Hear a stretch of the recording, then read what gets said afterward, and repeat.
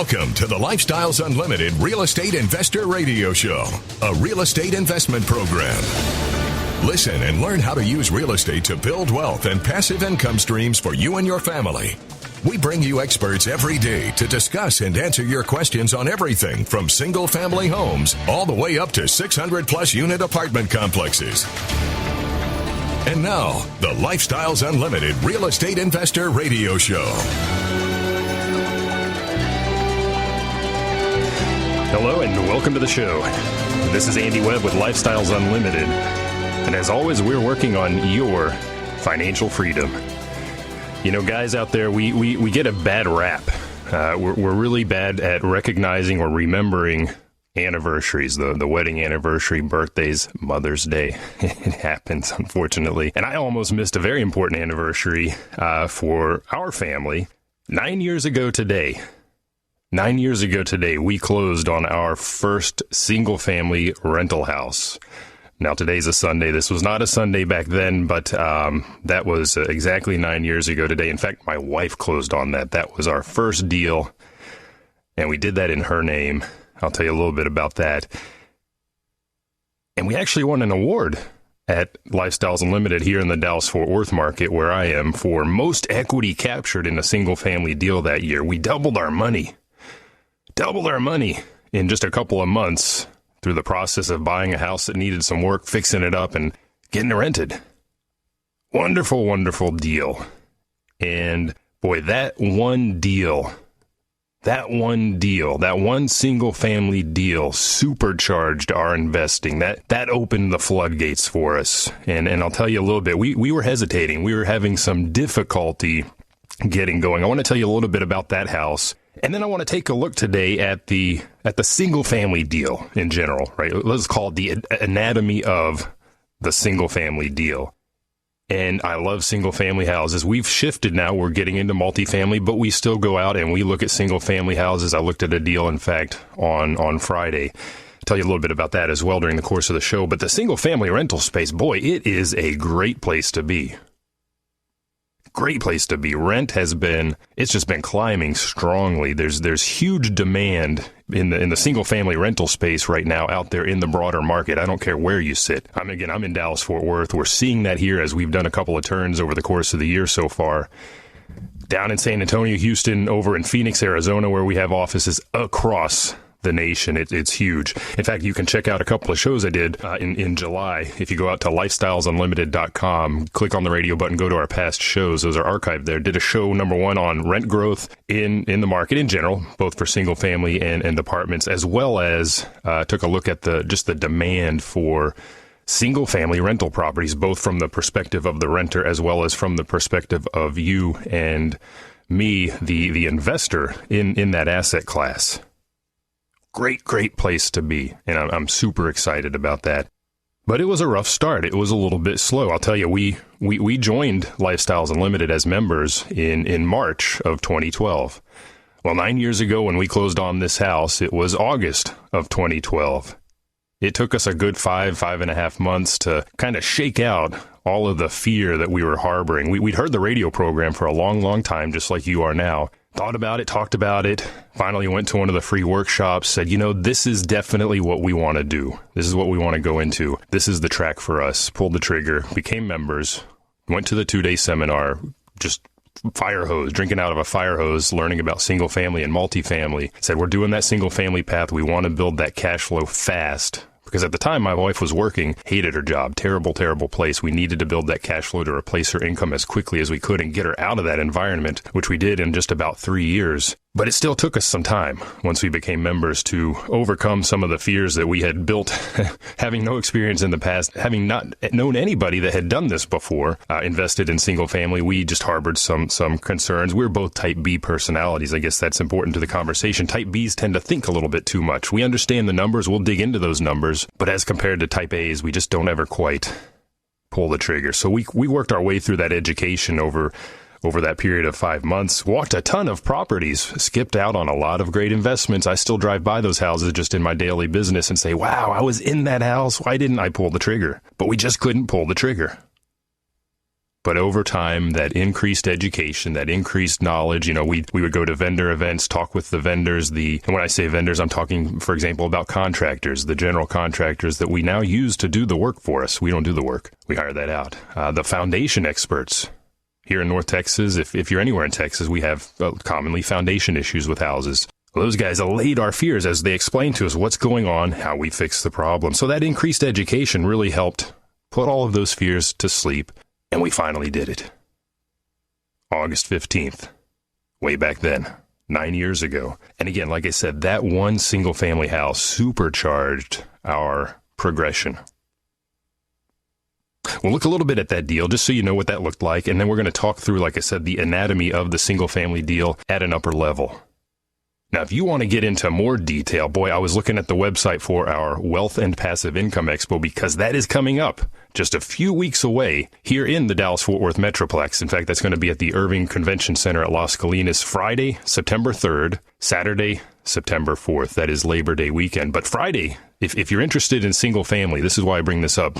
And we're going to talk about that today again at an upper level. I was looking at the website on Friday, September 3rd from 11 a.m. in the morning till 4 p.m. There's a class that's going to be taught called the Single Family Supercharge. Everything you need to know to do what we're going to talk about today. You're going to get into that. You're going to come away, just like I was supercharged after doing that first deal, yourself supercharged and ready to hit the ground running. So again, that's going to be at our Wealth and Passive Income Expo. If you want to learn more, go check out the website, wealthandpassiveincomeexpo.com. Again, that's just a few short weeks away, first weekend of September. And speaking of anniversaries, aside from the Wealth and Passive Income Expo, the Single Family Supercharge, all of the events, all of the breakout sessions, we will be celebrating our 30th anniversary as an education and mentoring group. So you know, the team, the investors on site, everybody's going to be supercharged. So it's going to be a great place to be. I hope to see you there again, September 3rd and 4th here in the Dallas-Fort Worth Metroplex at the Irving Convention Center at Las Colinas. Check out wealthandpassiveincomeexpo.com to learn more. We'll be back, and we're going to get into that anatomy of the single-family house.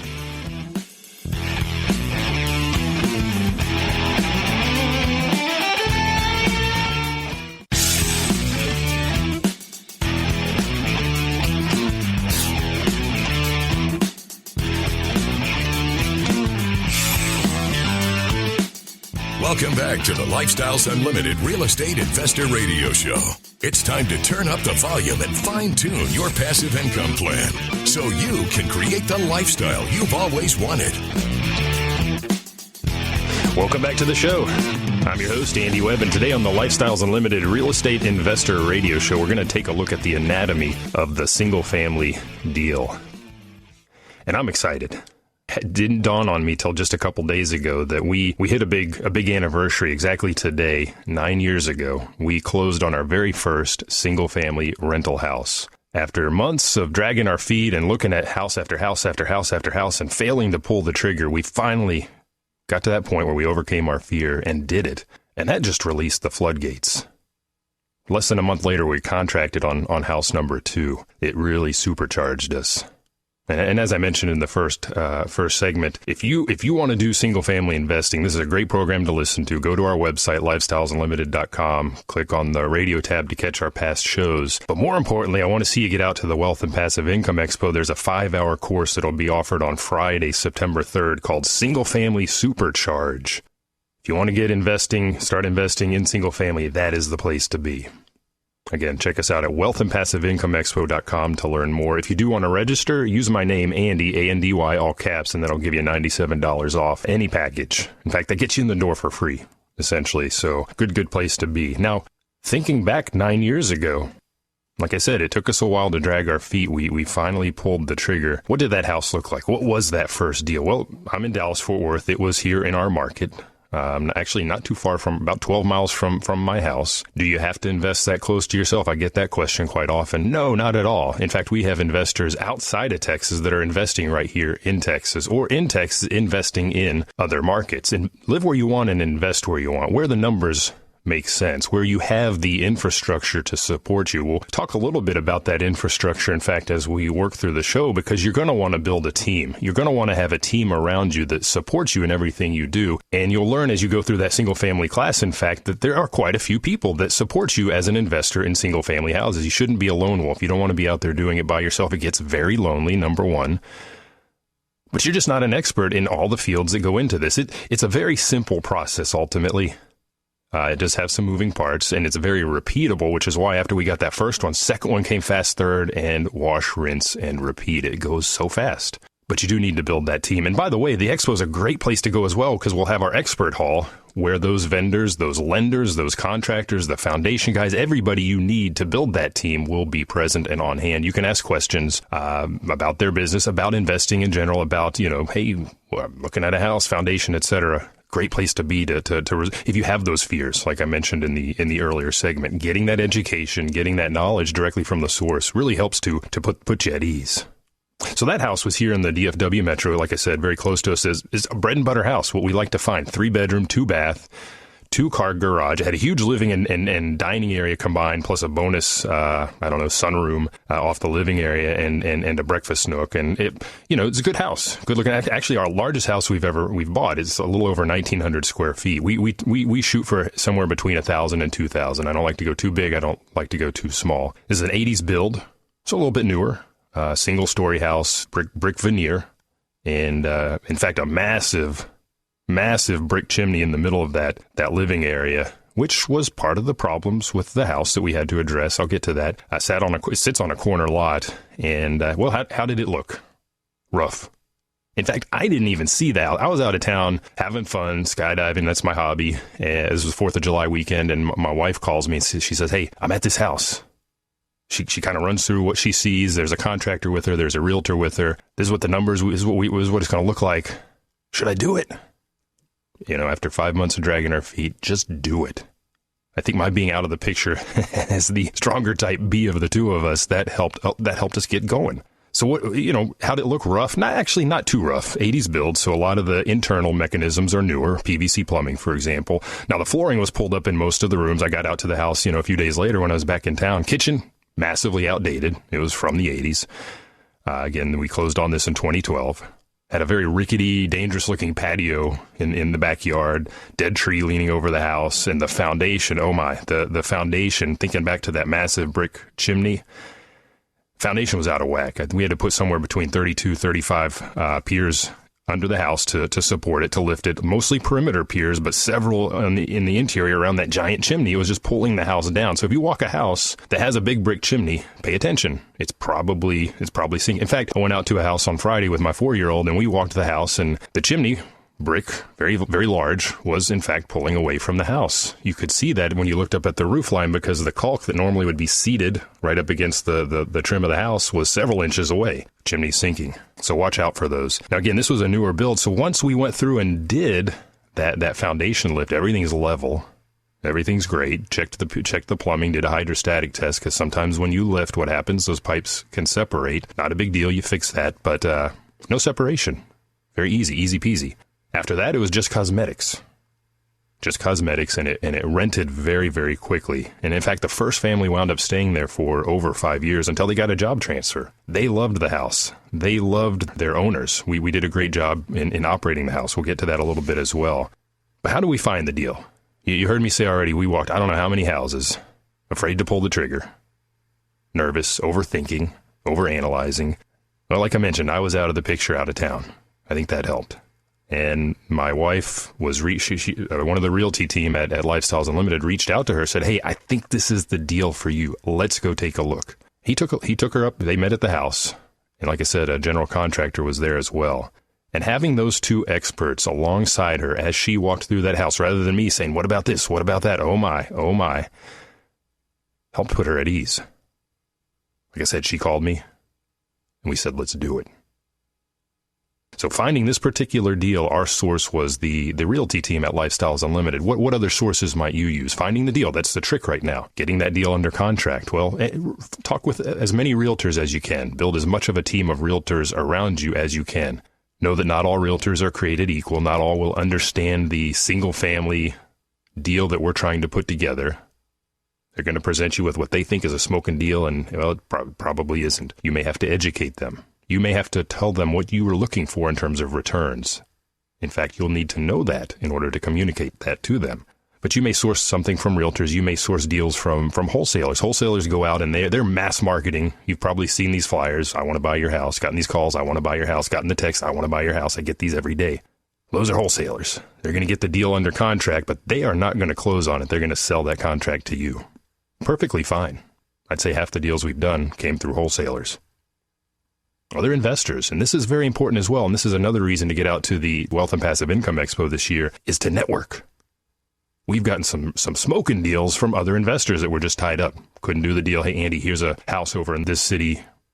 Seller's desperate. House needs a fair amount of work. You interested? I'm interested. Done. Closed. So lots of good sources out there. Back in the day, people would do a lot of direct mail on their own. That's highly competitive now. Maybe something to stay away from for the moment. But when we come back from the break, I want to talk about criteria, because knowing your criteria is pivotal to making the decision easier to pick up that deal. So stay tuned.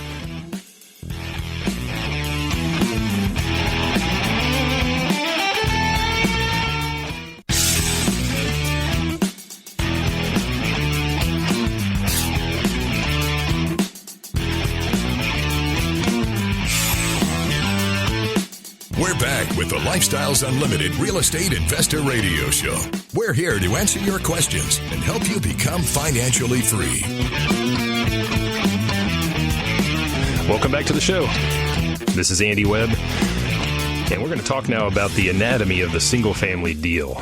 And I want to get you excited about investing in single family. I'm very much excited about it. We closed our very first deal 9 years ago today, and that single deal supercharged our investing. We'd been dragging our feet way too long, being too slow, being overthinkers, type B personalities. We knew the numbers. We knew the numbers were good. We just could not pull the trigger. What did it take? It took my wife, separate from me. I was out having fun. Took my wife walking a property with two experts, one realtor, Lifestyles Realty Team realtor that is very much in tune with exactly what we do with these sort of investment properties, and a general contractor. And with those two experts at her side, she concluded this is a good deal. And she overcame that final hurdle, that final fear, and pulled the trigger. And that, again, supercharged our investing. That got us going. That got us started. And we've just been rolling since. Now, when it comes to the single-family deal, I'm going to get into some upper-level notions here, some ideas. We'll talk a little bit about team, but if you want to learn more, I encourage you to be sure to get out to our Wealth and Passive Income Expo, because on Friday, on September 3rd, there's going to be a 5-hour session, single-family supercharge. So if single-family is the investment modus for you, that's where you need to be at our Wealth and Passive Income Expo. And I talked a little bit about the deal that we landed, our very first, in terms of the shape, of the size, the general rehab, and talked a little bit about sources where you may go to source some properties. There are others out there, of course. But more importantly, I think, is knowing your criteria, because if you know what it is you're looking for, it makes the decision easier when you find that thing. If you don't know what your investing criteria are, and things, I'm talking about things like your cash-on-cash return, what sort of a ROI, what sort of return do you want to see, it's very hard to make a decision. If I want my return on an investment to be 10% and the deal I'm looking at is 7%, it's not a good deal. I can just close the books on that one and move on. It allows me to go faster. And when you're looking at a lot of deals, you need to be able to make those decisions fairly quickly so you don't get mired down and frustrated. So what sort of criteria might you think about? And if you have trouble with this is where a mentor comes into play. This is where, for my wife, that was having that realtor and having that general contractor by her side as she walked that 1,900 square foot, 3-bedroom, 2-bath house with massive foundation problems. Those experts helped her overcome that fear and helped her understand the numbers. So criteria might include, like I said, things like cash-on-cash return. What does that mean? So let's say this is not a no-money down sort of deal. We have money in these deals when we go through the process. Now, let's say I buy a house, fix it up, and throughout the initial process of purchase, renovate, and refinance, at the end of the day, I have $20,000 in the deal, and I'm making $5,000 in net cash flow into my pocket every year. What is my return? It's 25%. Now you adjust those numbers. Maybe my out-of-pocket goes up to $30K. What's my return? 17%. That's a cash-on-cash return. I need to know what is my target hurdle there. Is it 10%? Is it 15%? Is it 20%? What is that? And as soon as I know that number and that deal crosses my desk, I can do that very quick analysis to figure out if it fits in my box in that case. Other criteria I look at: equity capture. How much? We got an award, like I said, for this house for the most equity capture on a single family property that year. We doubled our money just based on the equity. The equity we gained on the back end exactly matched what we put into the property. So what sort of equity capture do you want to see, either in nominal terms, meaning dollars? Do I want to capture 10,000? Do I want to capture 20? Or do maybe in percentage terms? If I have 20K in the deal, I need to see 20K on the back end. That's 100% return, by the way. That might be a home run in today's market. But that's another criterion to think about. Cash on cash return, equity capture, location. Where do you want to invest? Age of the property. When we started out, we wanted something a little bit newer. Over the years, as our experience has grown, we've become more comfortable with heavier rehabs, and we've gone farther and farther back in time and are comfortable with 1950s. In fact, the house I looked at on Friday with my son was pre-1950. So that changes over time, but figure out what that is for you right now. And if you're just starting out, maybe it's something a little bit newer. And finally, what level of rehab renovations are you comfortable with? Very good to define that, so you don't get in over your head. I know one investor, their rule of thumb was full cosmetic rehab, no problem, and one of the big five. If there's more than one of the big five, I'll tell you what those are. We're not going to do that. So generally, when we go in and fix up a house, we're going to renovate everything cosmetically. New fixtures, new plates, plug switches, new paint, new flooring. On top of that, you may have one of the big five. The big five are the roof, the foundation. We talked about that. We had that one on this house. The plumbing, the electrical. Especially on older houses, electrical may be a problem. You may have a smaller panel than we need in today's world. Ungrounded wiring. So roof, foundation, plumbing, electrical, and then the HVAC, the heating, ventilation, and air conditioning. Commonly, we just say AC. And that's one of the big five because they tend to come with bigger price tags if you have to do any sort of repairs or more importantly, replacement, as it were. So what level of rehab are you comfortable with? And finally, you need to then be able to analyze the deal. Get an idea of that rehab. Now, we didn't know starting out, we had no experience. We'd gotten a lot of education. We were fine-tuning. We were tuning that in to where we felt comfortable, but ultimately we got a general contractor out there to put some numbers on paper for us. Over the years, we've gotten to where we do that ourselves, but when we started out, it's leaning on those experts. It's leaning on those mentors to be able to get to that finish line, to where you have closed on that property, so you can look back 9 years later and say, boom, I closed on that house 9 years ago. We are rocking and rolling. So thinking about the anatomy now of that single family deal, you've defined your criteria. Very, very important. You found that deal. You leverage the realty team that you have around you. Maybe you know some wholesalers now. You've been out networking at events like the Wealth and Passive Income Expo. You've met other investors that are sending you deals. You find that deal that meets your criteria, boom, you contract on it. Now, you haven't closed yet. Due diligence comes into play here, and multifamily investors will be doing due diligence ad nauseum, ad infinitum. A little bit easier on a single-family house, but you want to do it anyhow. So 9 years ago, when we got under contract on this particular house, what did we do? We sent those trades through. Now, yes, a general contractor had been in. We sent in a few more to get multiple bids. Foundation company went out there. We knew the foundation needed work. Well, how much is it going to cost? Got a couple of bids. Sent out the inspector. They uncover other things that the GC might miss. That's part of the due diligence. Check for wood-destroying insects, for example. After we get all the bids back, then it's getting things lined up apples to apples, because they may be apples to oranges to pears. So you may need to line those up, adjust for any maybe results from that inspection that you want to have added in.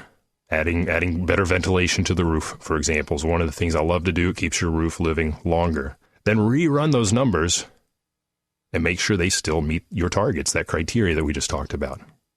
And by the way, as part of my due diligence, I do like to, if it's a new territory, a new part of town, a new city, a new structure in terms of age or something, I do like to have a conversation with my insurance broker as well. In fact, we did that on a house recently because the roof was 17 years old, 20-year roof. What did he tell me? He said, you know what, Andy, if you do that and you just leave the roof on there, you will not be able to get replacement cost coverage. I like replacement cost coverage because no matter what happens, they're going to pay to replace that whole thing. I'm out of the pocket the deductible. If it's not replacement cost coverage, what is it? Actual cash value. Well, if the roof is 17 years old, they're only going to give me the cash value of the remaining life, which is 3 years. It's going to be change. In fact, my deductible is going to wipe that out. So I'm going to be out of pocket fully to replace that roof. So going into that deal, I already know I need to replace the roof. So it's good to have these conversations. Get that due diligence done and figure out, is the deal still a deal? If it's still a deal, boom. Well, you're working on your financing. That's part of the anatomy of the deal. We got to do that financing. Then we move on. We're doing the rehab after we close. While we're doing the renovations, we're working on leasing that house. Congratulations, rehab's done. You've refinanced. It's leased. Now you're operating. 3-5 years. Sell, refinance, cash out, dispose of the asset. We'll talk about that in our final segment. Stay tuned.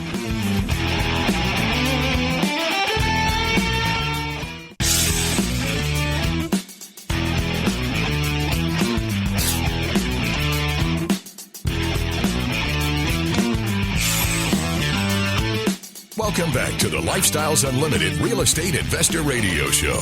Now, let's get back to your map to financial freedom. Welcome back to the show. I'm your host, Andy Webb. If you have any questions for me, you can email me at askandy@luinc.com. And we're taking a look at the single-family deal, just at an upper level, kind of looking at the anatomy. And in part because today represents a big anniversary for my wife and myself. Namely, we closed on our very first rental house exactly 9 years ago today. Now, that wasn't a Sunday back then. Title companies generally aren't open on Sundays, but we closed that deal and have just been running as fast as we can ever since. And we also have another anniversary on the books. Lifestyles Unlimited hit 30 years last year.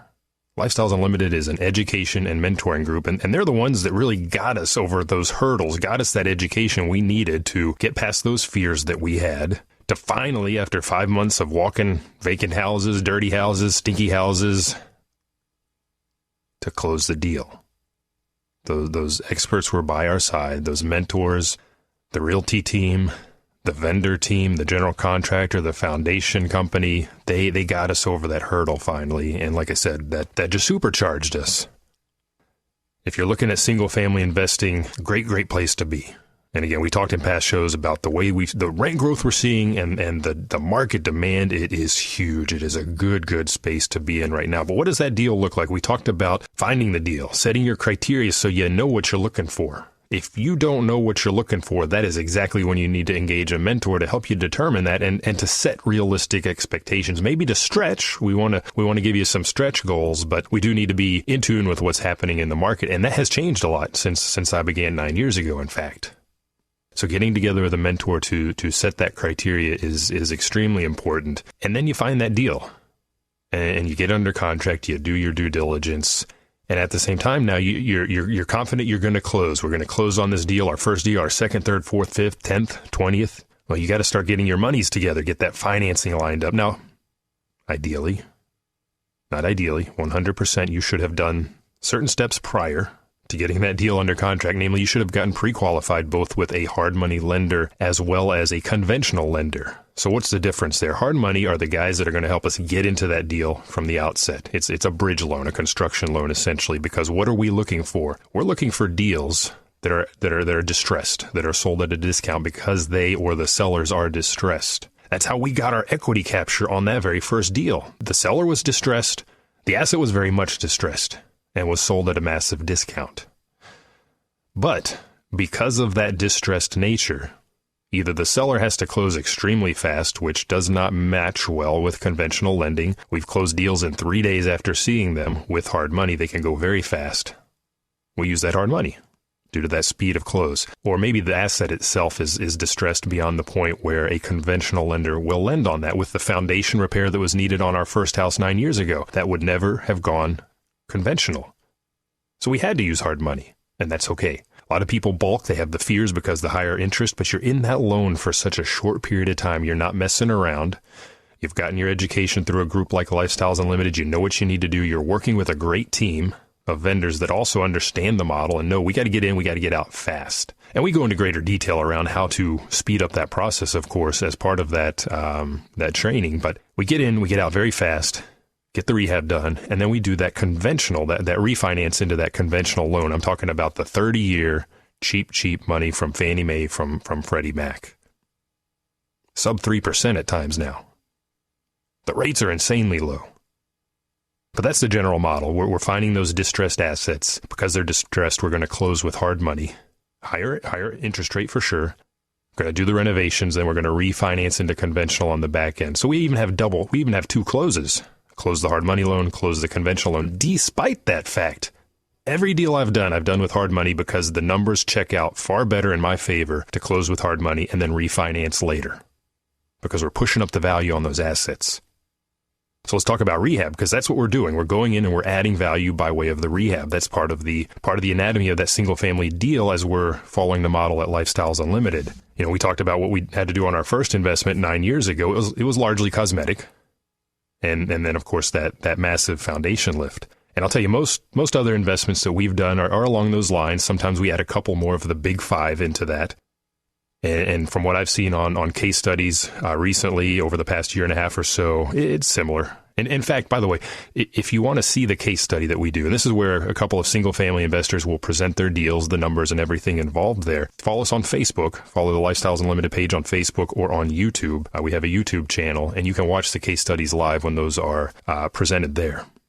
So again, from a rehab perspective, sometimes there's a little more mechanical, more structural stuff involved, but sometimes it's just purely cosmetic. Here, too, that's where it goes back to your criteria. What are you comfortable taking down at this stage in your investing career? Again, older houses, we're comfortable now. We didn't start out that way. Older houses generally require more work. That house I looked at the other day required more work. So we're going to do the rehab. We're going to get those bids up front as part of that due diligence, and then let the general contractors, let the trades do their work. Stay out of there. Something called a change order, where you go in mid-rehab and say, well, I want to do this in that room. That gets expensive. Don't start fine-tuning in the middle of the project. And remember as well, you are not living there. This is an investment property. It does not need to look like your house. Now, as we're doing the renovations, what are we doing as well? We are working on leasing that property. A big fear for a lot of people, and I had this fear as well, is what if I get this house under contract, get it fixed up, and can't get it leased? Well, again, thinking about our first house 9 years ago, we began marketing it during the renovations. In fact, we let our general contractor know, here's what we're doing. Here's what we've listed it for. Here's the rent we've listed it for. Be prepared. People may come knocking. And people did come knocking. They stopped by, and his crew knew to let him in. We waited till the foundation work was done, by the way. We don't want to create any liability there with holes in the slab. But the GC, his crew knew to let them check the place out, and we had it leased in no time before the rehab was done. So concurrent with that renovation process, you can work on that work on that lease up and get that refinance started as well. Because we know the refinance process takes a little bit longer. But boy, thinking about leasing in normal markets, because we follow the Lifestyles motto of best product, best price, our houses lease very, very fast. And in the market right now, again, the leasing process is supercharged. I've done 4 lease-ups as residents of mine have bought houses this year and had zero problems. Multiple, insane amounts of applications. It's overwhelming and leased in no time with practically no vacancy. It's a great market. So whether it's a new purchase or you're doing a turn on your existing property, you should have zero fear here. Now, what is important as you go through that leasing process, of course, again, I'm going to use that word, due diligence. You did your due diligence when you bought the house. It's time to do your due diligence as you lease up the property. Talk to any experienced investor, any seasoned investor, and they will tell you this is critical. Know what your ideal candidate looks like. Do not discriminate. Have your selection criteria on paper. Have that signed. And hold to that. This is where you don't want to go too fast. Make a good decision. And if you get good people in that property because you have the best product at the best price, you will find the best people. It makes your ongoing operations that much easier. The lease will be the big driver here now.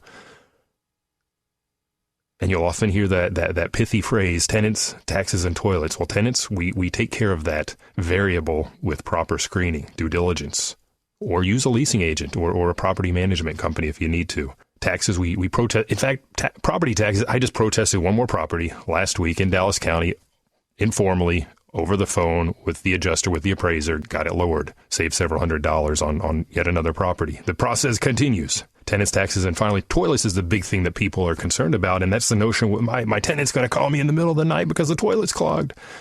No, they won't.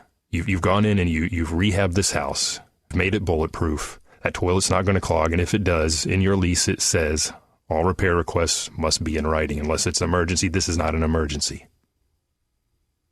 So the lease dictates this. In fact, when we do our walkthrough with our residents, we say, you know what? We stress that. If you email me at 6 p.m. on a Friday, I'll get to you on Monday in all likelihood unless it's urgent.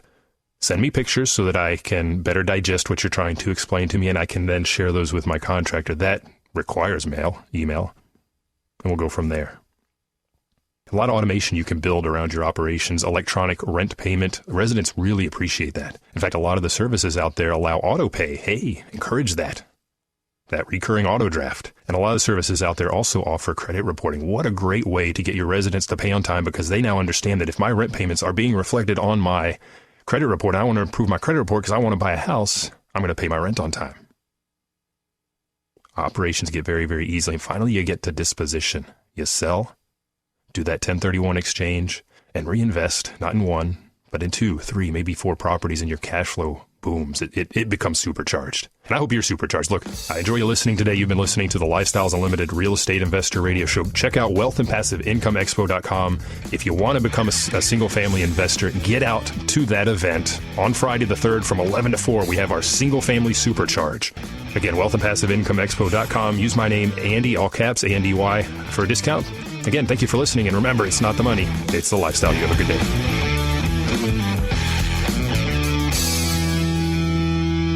The Lifestyles Unlimited Real Estate Investor Radio Show is for entertainment purposes only. Please consult a professional regarding your personal investment needs. Nothing presented on the Lifestyles Unlimited Real Estate Investor Radio Show constitutes an endorsement, recommendation, offer, or solicitation to buy or sell any product or security.